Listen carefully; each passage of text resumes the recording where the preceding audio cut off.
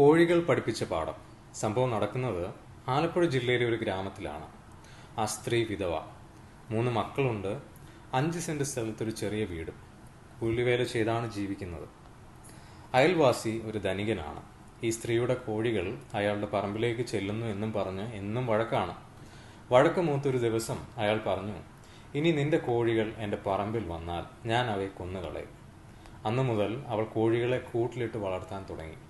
എപ്പോഴെങ്കിലും അഴിച്ചുവിടുകയാണെങ്കിൽ അയാളുടെ പറമ്പിലേക്ക് പോകുന്നില്ലെന്നും ഉറപ്പുവരുത്തി. ഒരു ദിവസം കോഴികളെ അഴിച്ചുവിട്ട് എന്തോ ആവശ്യത്തിന് പുറത്തുപോയി വന്നപ്പോൾ ഹൃദയം തകർക്കുന്ന കാഴ്ചയാണ് അവൾ കണ്ടത്. 4 കോഴികളെ കഴുത്തറുത്ത് മുറ്റത്തേക്ക് വലിച്ചെറിഞ്ഞിരിക്കുന്നു.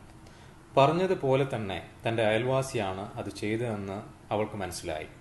കണ്ണുനീരോടുകൂടി അവളും മക്കളും ചേർന്ന് ആ കോഴികളുടെ പപ്പ് പറിച്ച് വൃത്തിയാക്കി നന്നായി വരട്ടിയെടുത്തു. അതിനുശേഷം ഒരു പാത്രം നിറയെ വറുത്ത കോഴികളുമായി അയാളുടെ വീട്ടിലേക്ക് ചെന്നു.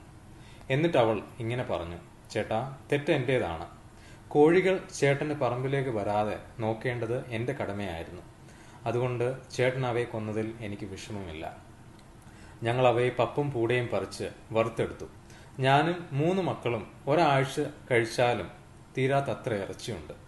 അതുകൊണ്ട് കുറച്ച് ഇങ്ങോട്ട് കൊണ്ടുവന്നു. വേണ്ടാന്ന് പറയരുത്. പകയും വൈരാഗ്യവും മനസ്സിൽ വെക്കരുത്. ഞങ്ങൾക്ക് അയൽക്കാരായി നിങ്ങളെ ഉള്ളൂ.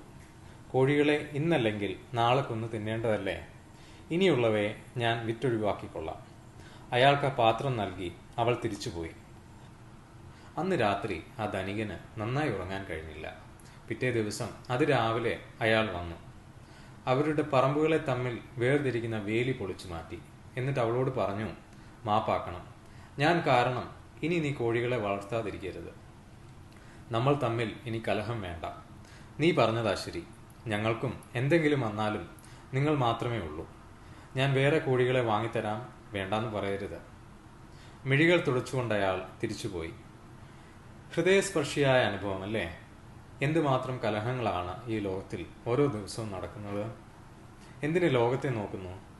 നമ്മുടെ കുടുംബങ്ങളിൽ സുഹൃത്തുക്കൾ തമ്മിൽ, ബന്ധുക്കൾ തമ്മിൽ, മാതാപിതാക്കളും മക്കളും തമ്മിൽ, ഭാര്യ ഭർത്താക്കന്മാർ തമ്മിൽ, കൂടപ്പിറപ്പുകൾ തമ്മിൽ ഒന്ന് വിട്ടുകൊടുക്കാൻ പലപ്പോഴും നമ്മൾ ആരും തയ്യാറല്ല. അതുകൊണ്ടാണ് ശിഷ്യന്മാർക്ക് വേണ്ടി പ്രാർത്ഥിച്ചപ്പോൾ അവർ തമ്മിൽ കലഹിക്കാതെ ഐക്യത്തിൽ ജീവിക്കാൻ വേണ്ടി മാത്രം ക്രിസ്തു ചങ്കുപൊട്ടി പ്രാർത്ഥിച്ചത്. സാധിക്കുമെങ്കിൽ അതൊന്ന് വായിക്കണം. അത്രയ്ക്ക് മനോഹരമാണ്. യോഹന്നാൻ 17-ാം അധ്യായം 20-ാം വാക്യം മുതൽ 26 വരെ. ശത്രുതയും വൈരാഗ്യവും വെച്ചു പുലർത്തി എവിടെ വരെ നാം യാത്ര ചെയ്യും? കുഴിമാടം വരെ, അല്ലേ?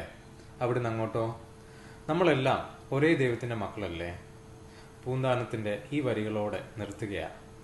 കൂടിയല്ല പിറക്കുന്ന നേരത്തും കൂടിയല്ല മരിക്കുന്ന നേരത്തും മധ്യേ ഇങ്ങനെ കാണുന്ന നേരത്ത് മത്സരിക്കുന്നത് എന്തിന് നാം വൃഥ. ഈ സന്ദേശം വായിച്ചിട്ട് ഞാൻ എന്നിലേക്ക് തന്നെ നോക്കുന്നു. നിങ്ങൾ ഓരോരുത്തരും നിങ്ങളിലേക്ക് തന്നെ നോക്കുക. വേണ്ടായിരുന്നു, അവരോട് അങ്ങനെ പറയണ്ടായിരുന്നു. വേണ്ടായിരുന്നു, അവരോട് അങ്ങനെ പ്രവർത്തിക്കരുതായിരുന്നു എന്ന് ആർക്കെങ്കിലും തോന്നിയിട്ടുണ്ടെങ്കിൽ തിരുത്താനുള്ള അവസരം പാഴാക്കരുതേ.